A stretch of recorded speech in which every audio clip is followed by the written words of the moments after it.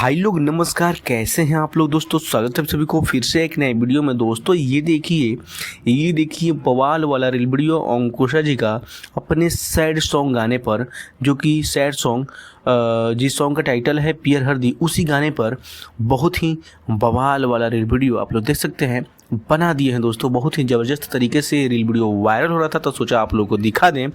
सो दोस्तों, दिव्या शक्ति फिल्म्स की यूट्यूब चैनल पर कुछ दिन पहले इस सॉन्ग को रिलीज़ किया गया था, पियर हरदी को, और जिसमें काम की थी एक्ट्रेस जो थी डिम्पल सिंह थी। बहुत ही तगड़ा सॉन्ग था दोस्तों, बहुत ही बेस्ट सैड सॉन्ग था। तो आप लोग नहीं सुने तो जाइए, लेकिन उससे पहले आप लोग इस चैनल पर नए हैं तो चैनल को सब्सक्राइब कर लीजिएगा, लाल वाले बटन को दबा के, और घंटी को दबा दीजिएगा।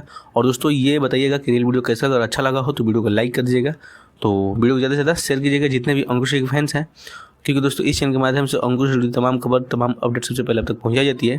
सो दोस्तों यही अपडेट था, सोचा आप लोगों को शेयर कर दें। तो चलिए मिलते हैं किसी नेक्स्ट वीडियो में नेक्स्ट अपडेट के साथ। तब तक को बाय बाय, टेक केयर।